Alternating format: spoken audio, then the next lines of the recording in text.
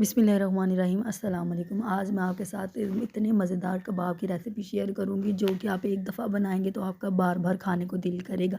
और इतने ये क्रिस्पी और अंदर से इतने सॉफ्ट बनते हैं ना कि इसकी मैं आपसे रेसिपी शेयर करती हूँ। एक कप हमने चना दाल ली है जिसको मैंने रात भर के लिए भिगो लिया था। ठीक है, इसको आपने अच्छे तरीके से वॉश करना है, फिर इसके बाद इसको भिगो के रख देना है। ठीक है, तो आप चाहे तो 4 से 6 घंटे भी इसको भिगो के रख सकते हैं। फिर इसको एक चॉपर में पीस लेना, बारीक पीसना। ठीक है, इसको अच्छे तरीके से पीस के तो फिर इसके अंदर में जो मसाले डाले जाते हैं ना, वो स्पेशल मसाले हैं जो मैं आपको बताऊंगी, और वो घर में ही सारे मसाले आपको अपने किचन में से मिल जाएंगे।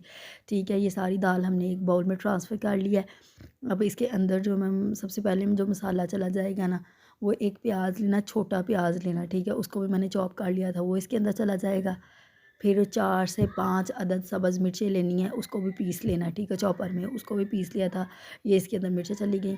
फिर अदरक लेना है, 2 इंच का टुकड़ा ना अदरक, उसको भी क्रश किया है, वो अदरक इसके अंदर चला जाएगा। अदरक और सब्ज़ मिर्चों का और फ्लेवर इसके अंदर बहुत ही मज़ेदार लगता है।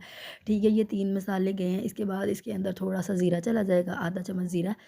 फिर ये सूखा धनिया थोड़ा चम्मच चला गया। फिर इसके अंदर ये नमक चला गया। ठीक है, इसके अंदर कोई लाल मिर्च, कोई दूसरी मिर्च नहीं जाएगी। ठीक है, ये सब्ज़ धनिया इसके अंदर डाल के अब इस सारे मटेरियल को हमने अच्छे तरीके से मिक्स करना है।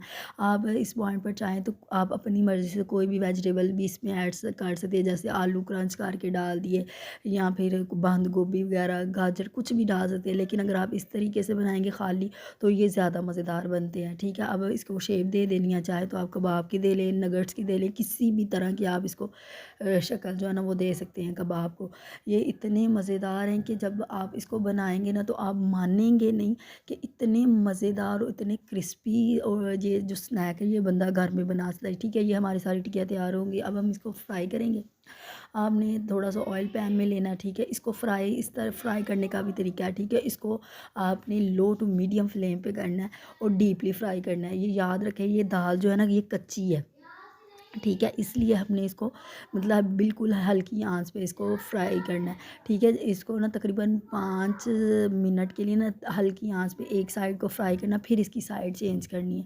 अगर आप फ़ौरन से साइड चेंज कर देंगे ना तो ये कबाब टूट जाते हैं, क्योंकि ये वो कच्ची दाल के है ना, तो ये इसका टेस्ट इतना मज़े का होता है। जैसे कच्चे कीमे के कबाब नहीं खाते, जैसे चपली कबाब, तो उसके टेस्ट से ये मिलते जुलते इतने मज़ेदार ये बनते हैं। अगर आप इस रेसिपी को ज़रूर ट्राई कीजिएगा और मुझे बताइएगा कि आपको ये मेरी रेसिपी कैसी लगी हो।